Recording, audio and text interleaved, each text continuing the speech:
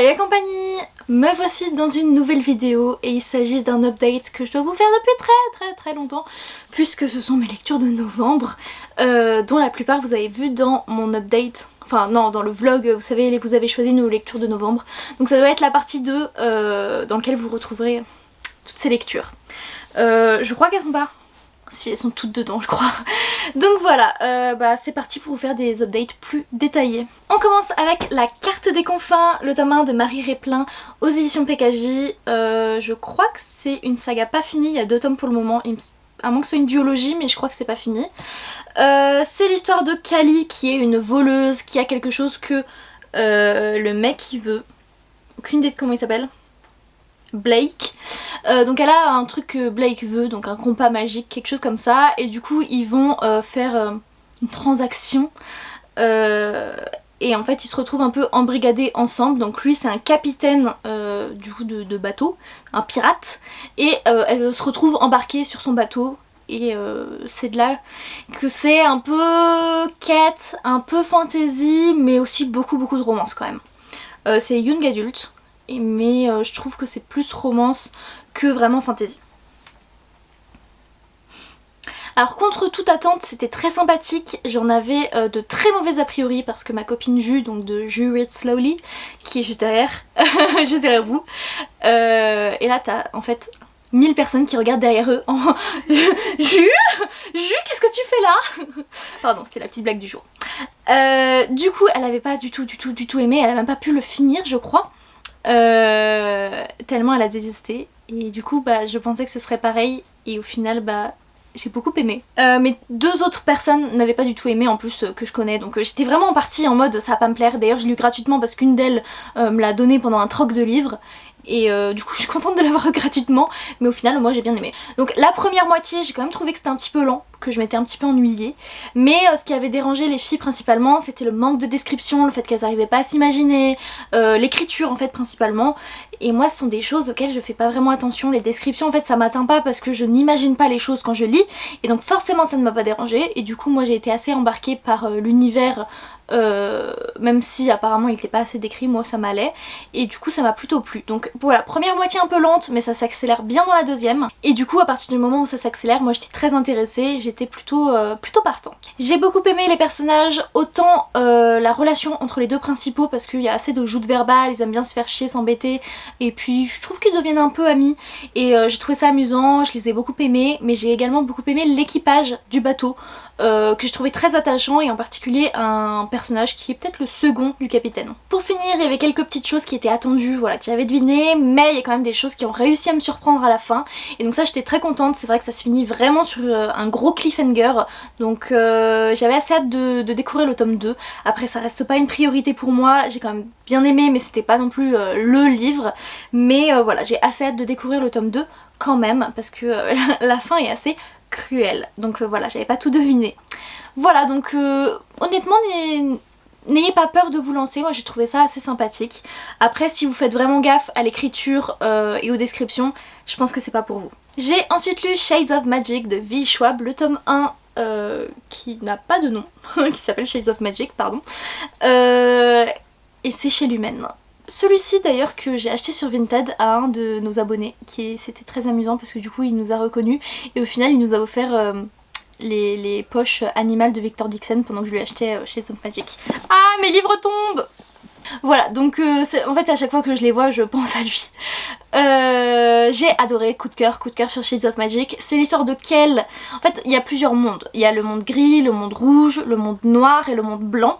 Ce sont des Londres, pas des mondes. Et donc lui en fait son pouvoir c'est qu'il peut voyager entre les Londres différents. Je sais plus ce qu'il doit faire mais il a un rôle. Et il trouve dans le Londres gris il me semble, donc c'est celui qui n'a pas de pouvoir, celui des Moldus, le nôtre. Il trouve une fille et en fait ils se retrouvent à faire un bout de chemin ensemble. Ils ont une mission parce qu'il y a un truc pas bien qui s'est passé à cause d'eux, et du coup ils veulent réparer leur tort. Et donc voilà, ils se mettent à voyager un peu ensemble entre les Londres, tout ça. Et honnêtement j'ai adoré. Vraiment j'étais à fond dedans. J'ai juste eu du mal pendant le premier chapitre où je comprenais pas trop, mais après j'ai été absorbée vraiment par l'histoire. J'ai juste adoré l'univers, les pouvoirs, tout ça.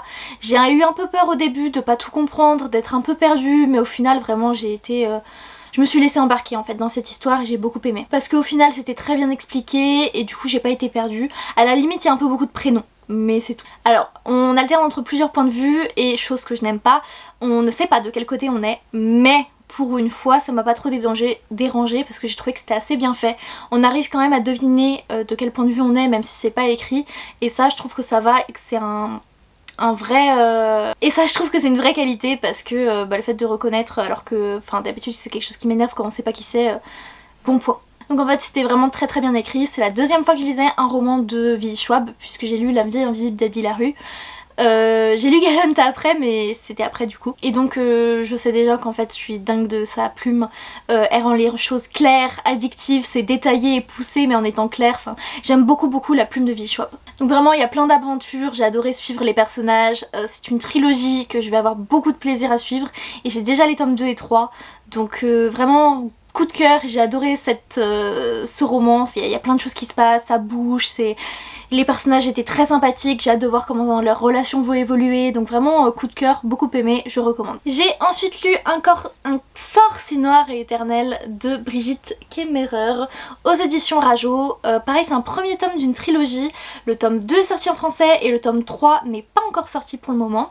En gros c'est une réécriture de La Belle et la Bête, c'est un soir Harper, elle est témoin d'une tentative d'enlèvement, du coup elle va aider la fille et en fait elle se fait enlever à la place et elle se retrouve dans un monde en fait dans un monde de fantasy, sauf qu'elle est humaine et elle est un peu en mode qu'est-ce qui se passe ici, et du coup elle est là pour briser la malédiction, tout ça, et en fait il y a le conte de fées, il y a la magie, le prince qui est maudit et du coup elle veut pas du tout l'aider, elle veut juste rentrer chez lui mais elle peut pas pour le moment, tout ça, et du coup ils deviennent amis. Voilà, et j'ai adoré, c'était vraiment top, c'était un petit coup de cœur, donc moins gros coup de cœur quand même que Shades of Magic, mais j'ai quand même beaucoup aimé. Il est énorme honnêtement, je vais pas vous le cacher, il fait un peu moins de 700 pages, mais déjà il est fluffy et c'est écrit très gros dedans, donc ça se dévore vraiment, puis les marges sont énormes, donc non vraiment ça se lit très vite malgré les presque 700 pages. Donc c'était vraiment génial, j'ai été embarquée dans l'histoire du début à la fin, j'étais vraiment à fond dedans, je pense que vous pouvez le voir dans le vlog qui était en haut tout à l'heure, vous avez juste à recliquer dans le i. Donc je l'ai vraiment dévoré malgré le fait qu'il fasse 700 pages, j'ai trouvé qu'il était très fidèle à l'histoire de base quand même, et je pense que ce qui m'a manqué c'est qu'il se démarque un petit peu justement de l'histoire pour qu'il y ait un petit plus en fait. Donc voilà, pour que ce soit un énorme coup de cœur, je pense qu'il aurait fallu que ça se détache un petit peu plus du conte, qu'il y ait un peu plus sur l'univers, que ce soit plus approfondi, un peu comme ACOTAR finalement. Un palais d'épines et de roses, le tome 1, c'est une réécriture de La Belle et la Bête et c'est vraiment approfondi. Alors que là, c'était un petit peu trop collé au conte d'origine. Après le tome 2, c'est comme ACOTAR, ça se sépare du conte de base, donc à voir, mais je sais que le tome 2 a beaucoup déçu les gens, donc j'ai assez peur, surtout qu'on suit pas les mêmes personnages, donc on va voir. Enfin on suit des personnages qu'on voit là mais pas les deux principaux, donc beaucoup aimé, j'attends de voir la suite, j'ai un petit peu peur, mais normalement je vais le recevoir à Noël et je le lirai en lecture commune sur le Discord. Si ça vous intéresse, n'hésitez pas à venir dans notre Discord, il y a le lien en bio, et en fait on va faire des lectures communes, et nos lectures communes en gros c'est des lecture à spoil, 1001 spoil, je crois que Clémentine elle appelle ça. En fait il n'y a pas de on démarre le même jour, etc. À la limite on démarre le même jour mais chacun va à son rythme. On écrit juste en fait le nombre de pages où on en est, dans quel chapitre, etc. Et on met le commentaire, le spoil qu'on a envie de faire, nos suppositions, hypothèses, enfin tout ce que vous voulez, en le cachant, donc tu le vois que si tu cliques dessus, comme ça si t'es plus loin que le chapitre où il y a écrit tu peux regarder, sinon tu attends d'y être, et comme ça on peut échanger les uns avec les autres. Donc voilà, ça évite qu'on ait tous la pression de lire 50 pages par jour ou quelque chose comme ça.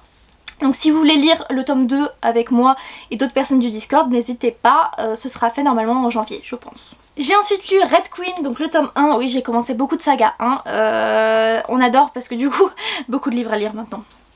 Donc de Victoria Aveyard aux éditions Le Livre de Poche Jeunesse. Eh ben écoutez les petits gars, ça a été un coup de cœur.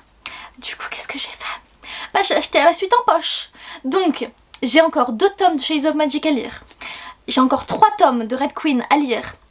J'ai bientôt le nouveau, enfin le suivant pour Un sorcier noir et éternel. Donc rien qu'en suite de saga, là on est bien, on est bien. D'ailleurs je vous le dis, les dos ont changé, maintenant ils sont dorés et noirs, donc c'est archi moche. C'est pour ça que moi j'ai foncé dessus, parce que je voulais qu'ils restent dans le même thème que ceux-là. Parce que je sais pas pourquoi les livres de poche ils ont tout changé avec leur incontournable. Enfin bref, je vous laisse regarder en librairie. Red Queen, c'est l'histoire de Meir Barrow, 17 ans, qui tente de survivre dans une société, qui la traite comme une moins que rien. Et du coup en fait il y a une histoire de caste un petit peu. Et elle fait partie des moins que rien, ceux qui n'ont pas de pouvoir, tout ça. Elle se retrouve emmenée... en fait, elle fait une rencontre le soir. Et suite à ça, elle se retrouve embarquée au palais pour devenir domestique. Sauf qu'en fait, tout se passe pas comme prévu. Et elle se retrouve un peu mariée de force à un des 2 princes. Voilà. Tout ça parce que faut la garder de près pour la surveiller.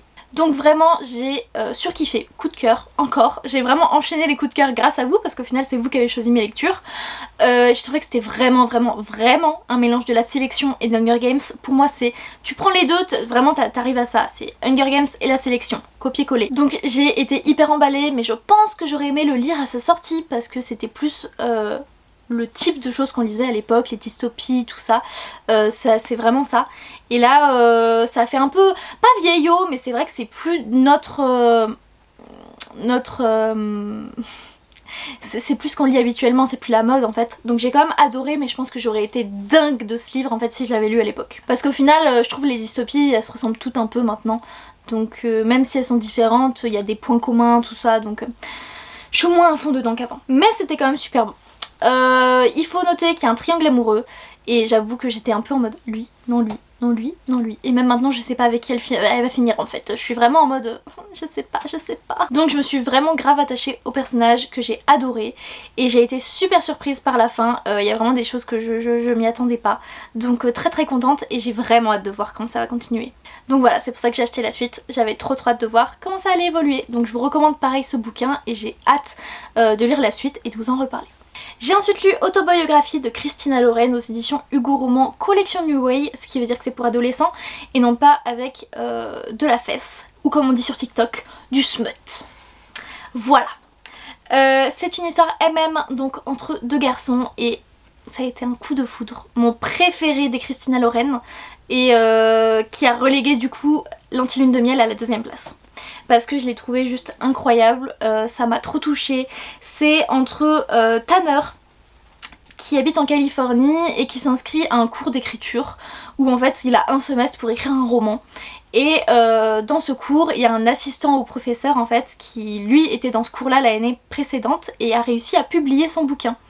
Et en fait il va y avoir une romance entre deux, sauf que ils ont pas le droit, enfin l'assistant en fait a des parents très catholiques, je crois que son père est prêtre et du coup en fait être gay c'était pas possible.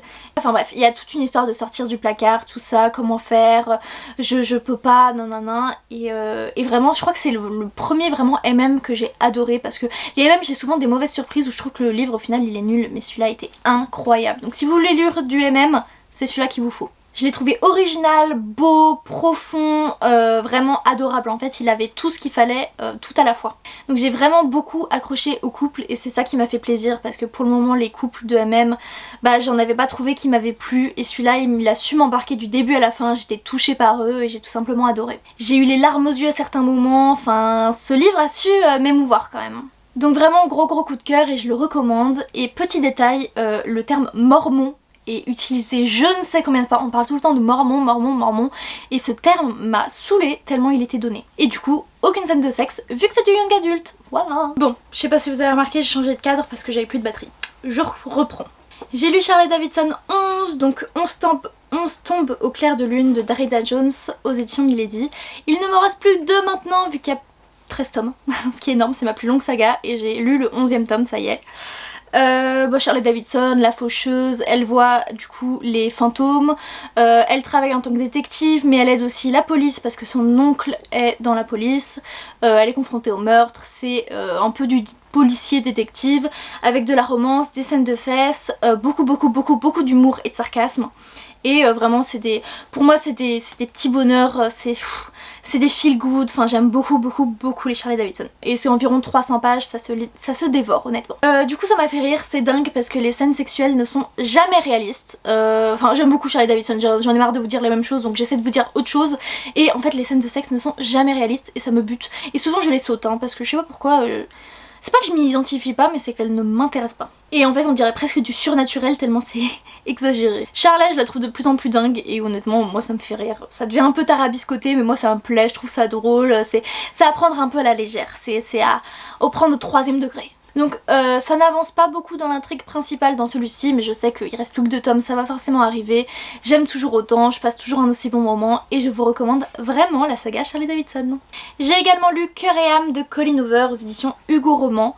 Voilà, petite romance assez courte de Colleen Hoover que j'aime beaucoup, j'aime tous ses romans. Je vous ai fait d'ailleurs une vidéo sur Colleen Hoover il y a environ 2 ans. Je vous mets tout de suite en haut. C'est l'histoire d'une fille qui a vécu dans la pauvreté avec sa mère droguée et en fait elle la retrouve un jour, elle a fait une overdose donc sa mère est morte. Et du coup elle se retrouve à aller chez son père où elle est presque jamais allée chez lui. Et jamais à ce moment-là, à cet endroit-là parce qu'il a déménagé, il a une nouvelle femme, je crois qu'elle était même pas au courant. Et cette femme même a une fille, donc voilà. Et donc elle se retrouve à aller chez eux et en fait ils sont hyper riches. Et voilà, c'est assez décalé de elle, son train de vie habituel. Donc voilà, j'ai trouvé que c'était assez poignant avec des sujets qu'on a rarement l'occasion de voir. J'ai été absorbée, ça se dévore vraiment rapidement, enfin 300 pages en Hugo Roman, ça se lit en quelques heures à peine. C'était quand même très particulier comme ambiance, c'est beaucoup de pauvreté, richesse, mais un peu dans le côté, je saurais même pas comment vous le décrire, mais en fait elle rencontre un garçon qui est riche aussi, qui vit seul, qui tout ça, et du coup j'ai l'impression que c'est beaucoup de pensées, de rétrospectives, enfin beaucoup y pensent, ils s'écoutent, ceci, ça. Avec le recul, je n'ai pas énormément aimé ce roman. Sur le moment j'ai beaucoup aimé, je l'ai lu très rapidement, mais avec le recul c'était quand même un peu space. Donc c'était mignon mais parfois t'es un peu mal à l'aise, c'est un peu triste tout ça. Il y a environ 2 scènes spicy, donc c'est assez soft. Et du coup j'avais mis 18 sur 20 mais avec le recul honnêtement je mettrais plutôt 16. C'est vrai que je pense qu'il y a une différence à chaud à froid pour ce roman. Et je finis avec le tome 4 partie 1 de Kéléana de Sarah Gemas aux éditions La Martinière Jeunesse. Si je vous le montre comme ça c'est parce que je l'ai vendu en fait à une abonnée d'ailleurs, coucou Lucie. Donc je lui ai vendu les livres parce que j'en pouvais plus de Kéléana, vous l'avez certainement vu dans le vlog, mais j'en avais marre de continuer à me forcer à les lire. Donc Kéléana, l'assassineuse du roi, elle va faire une compétition pour du coup devenir l'assassineuse du roi. Parce qu'elle a été en prison, c'est sa seule chance d'en sortir, tout ça. Et puis voilà, donc monde de fantaisie, enfin voilà. Et en fait c'est le premier tome gros coup de cœur, le deuxième tome j'ai beaucoup aimé mais je me suis un peu ennuyée de temps en temps. Quand il n'y avait pas trop d'action parfois je m'ennuyais un peu. Le tome 3 j'ai pas du tout aimé, il y avait beaucoup trop de points de vue, des personnages que je comprenais pas trop, j'étais un peu perdue, enfin voilà j'ai pas trop aimé. Et le tome 4 partie 1 j'ai lu 80-90 pages et j'arrivais pas à décoller, j'arrivais pas à lire. J'avais l'impression qu'il y avait encore plus de points de vue, enfin vraiment j'ai pas du tout aimé. Et j'ai décidé de m'arrêter là parce que oui il paraît que c'est hyper bien et que la suite est géniale tout ça, mais j'avais pas envie de me forcer en fait sur encore 20 tomes. Enfin non il n'y a pas 20 tomes mais vous avez compris, du coup je me suis arrêtée là. Donc voilà, Kéléana c'est pas pour moi, je m'arrête là. De toute façon j'ai ma copine Ju qui les lit donc je me dis qu'elle va me spoiler tout ce qui se passe pour que je connaisse la suite et puis voilà. Donc voilà, j'abandonne Kéléana définitivement. Et puis je me dis si j'ai envie de relire un jour, si je regrette, je les lirai en e-book. Et puis voilà, donc c'est sur cette déception et cet abandon que je vais finir cet update. Et c'est vrai que c'est plutôt rare que j'abandonne mais j'essaie de le faire un peu plus souvent parce que ça sert à rien de se forcer alors que j'ai une palle de 115 bouquins quand même. Voilà, j'espère que cet update que je vous fais très en retard quand même parce que bah il y a beaucoup de romans qui sont là depuis 2 mois quoi. Donc j'espère que ça vous aura plu quand même, n'hésitez pas à mettre un petit pouce en l'air et un commentaire. Et je vous souhaite de joyeuses lectures. A bientôt!